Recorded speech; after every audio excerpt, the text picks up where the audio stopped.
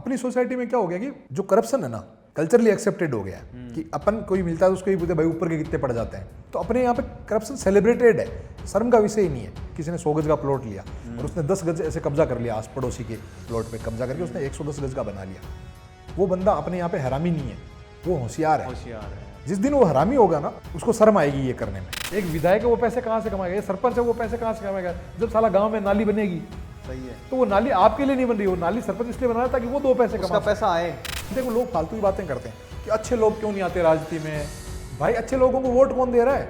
उनके वोट है नहीं भाई, उनके वोट 5-10% है। कभी भी डेमोक्रेसी में, लोकतंत्र में कभी भी अच्छे लोग कभी भी सत्ता में नहीं आएंगे। मैं ये कह रहा हूँ कि डेमोक्रेसी में दिक्कत है। डेमोक्रेसी एक सिस्टम जो है, अपने को क्या पढ़ाया जाता है शुरू से कि डेमोक्रेसी तो जो है दुनिया का सबसे बेस्ट शासन है, जबकि ऐसा नहीं है। और डेमोक्रेसी बेस्ट नहीं है ये लोग मानेंगे नहीं, बट मैं ये प्रूव कर सकता हूँ। डेमोक्रेसी आज से 2000 साल 2500 साल पहले आ चुकी है और तब भी नहीं टिकी थी और अब भी नहीं टिकेगी। देख लेना आप, जहाँ पे भी डेमोक्रेसी आती है लास्ट में वहाँ पे तानाशाही आ जाती है ना। हाँ। क्यों आ जाती है? क्योंकि democracy is a failed system. इसको एक होलिका बना दिया गया, पवित्र बना दिया गया। जो अपन ये बात भी कर रहे हैं तो लोगों को आग लगेगी, लोग इसके खिलाफ कुछ मत बोलना। डेमोक्रेसी पे कैसे बोल सकते हो तुम? डेमोक्रेसी को खुद भीमराव अम्बेडकर ने गलत बताया है, लेकिन हम वो वाला पार्ट भीमराव अम्बेडकर का मानना ही नहीं चाहते। हमें पढ़ाया ही नहीं गया, हमें बताया ही नहीं गया।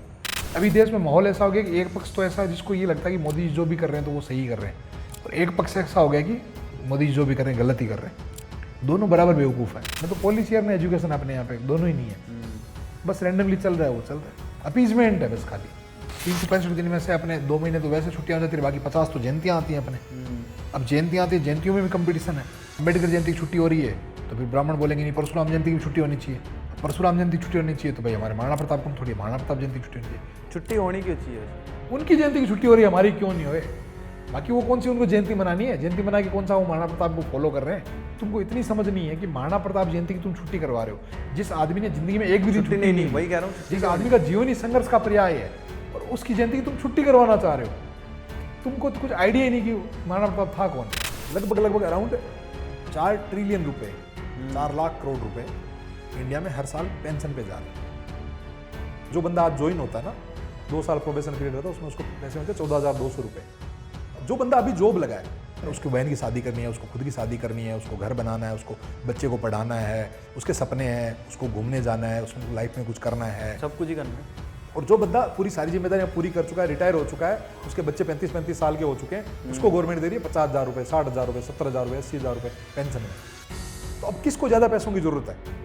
उस युवा पैसे किसको मिलने चाहिए? पैसे उस युवा को मिलने चाहिए। तो आप अपने आसपास देखोगे ना तो हर जो गवर्नमेंट जॉब कर रहा था या कर रहा प्लॉट है है, उसके 10-10 प्लॉट है। Yes. और बाकी जो आदमी है वो एक प्लॉट लेने के लिए घर एक पूरी जिंदगी वो संघर्ष कर रहा है।